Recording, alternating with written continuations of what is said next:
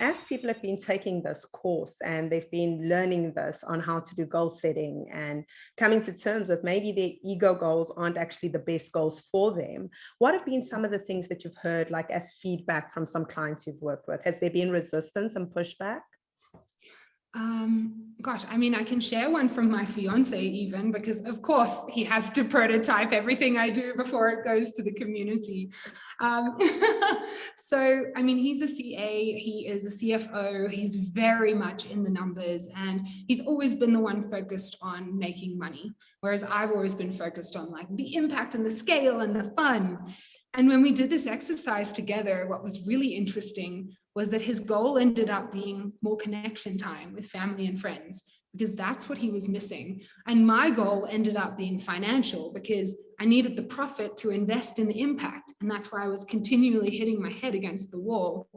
So it was interesting and jarring for that flip, but we've been doing it for 4 years now and it's been working. So wow, that's incredible.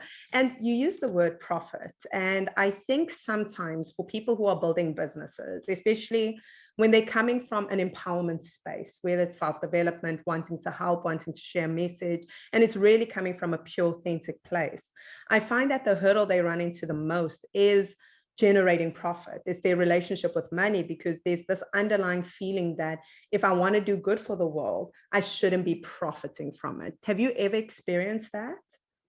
yeah, I mean, it's actually crazy that you say this today, because I posted a reel about the wealth gap between men and women only owning a third of the world's wealth, which is way more than they did. It was under 10% in 2006. So we're going in the right direction, but I'm getting a lot of love, but I'm also getting so many comments along the lines of celebrating capitalism, how disappointing. And I just want to be like, guys, why are you not embracing this? Like, wealth, it's not everything. And obviously wealth comes not just from money, but having finance, having profit, having money gives you options and gives you freedom at the end of the day. You can still donate it all, but rather make it first and then choose where you want to allocate it, because then you have the decision-making power over your own life. So I see it often. That's just one example. Another that's very close to home is, you know, you're either for profit or for purpose.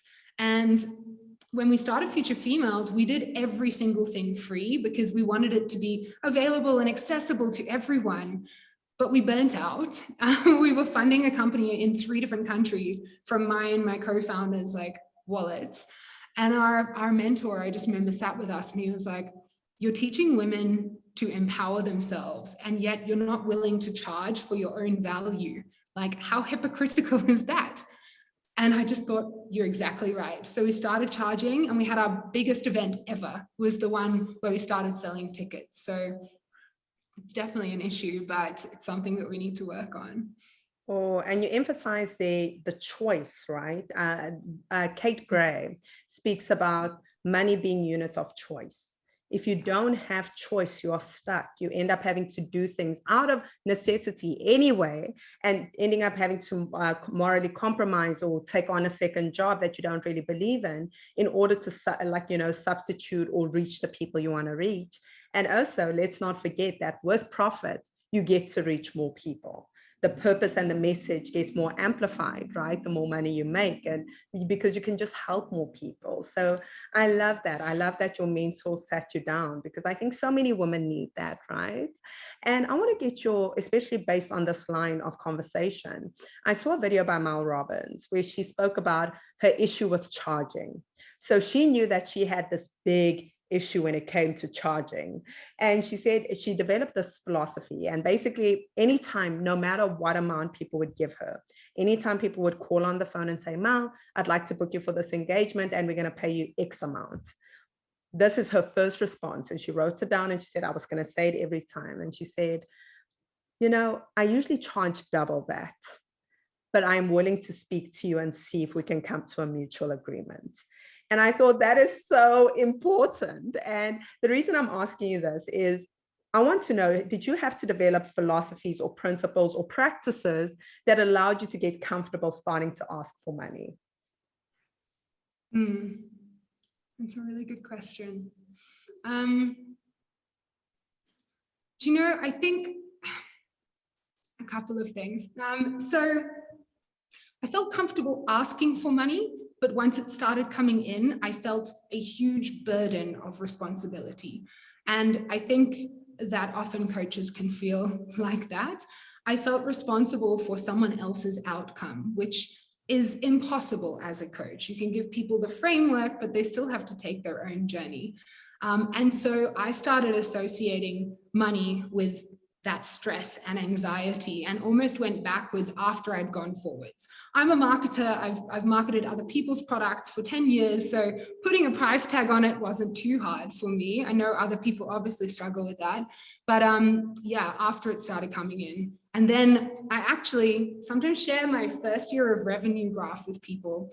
And it starts going up. And in about month 9, it just drops to 0. And it's not because my campaign stopped working, it's because I turned it off. Because I was like, I can't handle this anymore. I feel the stress of everyone else's businesses. I've got 30 clients and I need all of their businesses to go well. And I don't even have the time to grow my own. And like, really just mind fucked myself. I don't know if we can put that in the recording. You can beep me later. So that was one thing. And then the second thing that I experienced that came to a mindset later, and I was discussing with my partner last night, was I was building a business before Future Females, and it started going really well. Like, it was growing super quickly, also in the social media coaching space. My fiance quit his job and came on board. We started hiring a team. We were traveling the world, and expenses started equaling revenue, and we weren't growing anymore. And then I felt trapped. I felt like I can't make a wrong decision. If I make even one wrong move, the whole thing will collapse. We won't be able to pay our rent.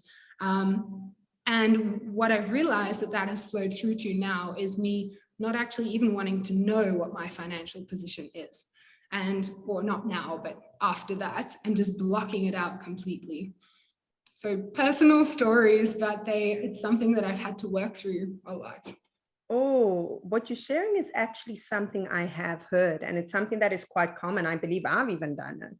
And it's almost the overwhelm of a feeling like if I don't look at it, it won't impact me. Like it won't catch up with me.